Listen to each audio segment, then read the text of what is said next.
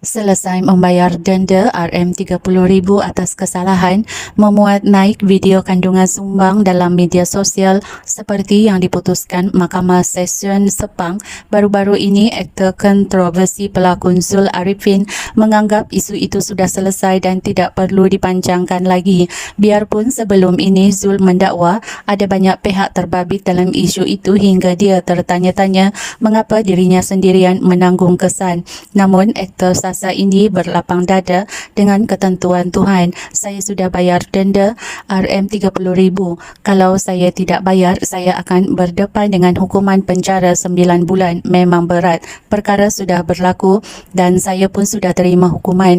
Jadi untuk pendekkan cerita, perkara ini sudah selesai. Ia tidak kaitan dengan diri saya lagi, katanya. Zul atau nama penuh Zulkifli Ariffin 36 turut menafikan kenyataan berbau provokasi seperti yang tular baru-baru ini bertujuan melancarkan perang terhadap pihak tertentu termasuk penerbit terkenal Erma Fatimah. Tidak ada kaitan atau niat untuk mencari gaduh dengan mana-mana pihak. Seperti yang saya katakan, semuanya sudah selesai. Saya sudah pun melakukan apa yang sepatutnya saya buat. Jadi saya tidak pasti apalagi yang tinggal. Jika drama itu ditayangkan dan orang memperkatakannya, baguslah. Tetapi untuk bahagian saya sudah lakukan semuanya. Jadi ia tidak lagi ada kena-mengena dengan saya sekarang, tegas pelakon filem Sangkar ini. Ditanya apakah beliau sudi mempromosikan drama perempuan itu yang mengheret dirinya ke kancah kontroversi, Zul belum dapat memberi kata putus. Saya tidak tahu, saya sendiri tidak pasti sama ada drama itu akan ditayangkan atau tidak. Adakah pihak sana bersedia untuk membincangkan perkara ini? Beranikah mereka? Jika betul pihak sana berminat, perkara ini boleh dibawa berbincang. Itu pun bergantung bagaimana perbincangan itu dilakukan serta maklum balas yang akan mereka beri terhadap perkara ini, katanya. Ditemui pada majlis pratonton filem Talbis Iblis di Ibu Negara Rabu lalu. Membawa watak Nasir, penampilan Zul dalam filem bergenre seram ini bukanlah seperti yang sering dilihat dalam filem lakonannya sebelum ini. Sebaliknya, akui pemenang trofi aktor terbaik Festival Filem Malaysia ke-31 ini, dia membuat perubahan 180 darjah apabila muncul dengan imej botak dan wajah berparut.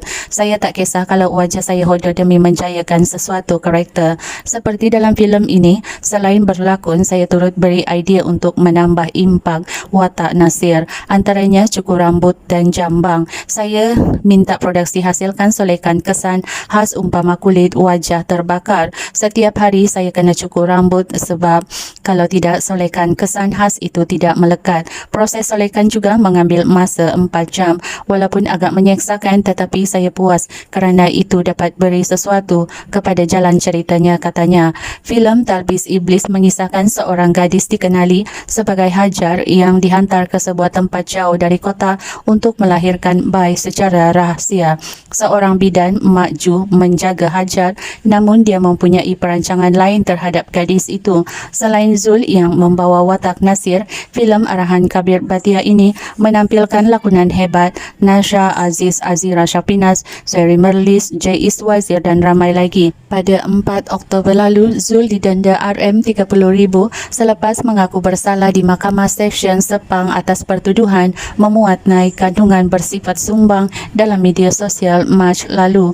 Zul membuat pengakuan itu selepas pertuduhan dibacakan terhadapnya di hadapan Hakim Nur Hisham Muhammad Zafar. Mengikut kertas pertuduhan Zul dengan menggunakan Instagram, Zul Ariffin secara sedar membuat dan memulakan penghantaran video yang bersifat sumbang dengan niat untuk menyakitkan hati orang lain pada 18 Mac lalu. Video berkenaan kemudian dilihat pasukan siasatan Suruhanjaya Komunikasi dan Multimedia MCMC di MCMC Tower 1 Jalan Impact Cyberjaya kira-kira jam 10.30 pagi pada 21 Mac lalu.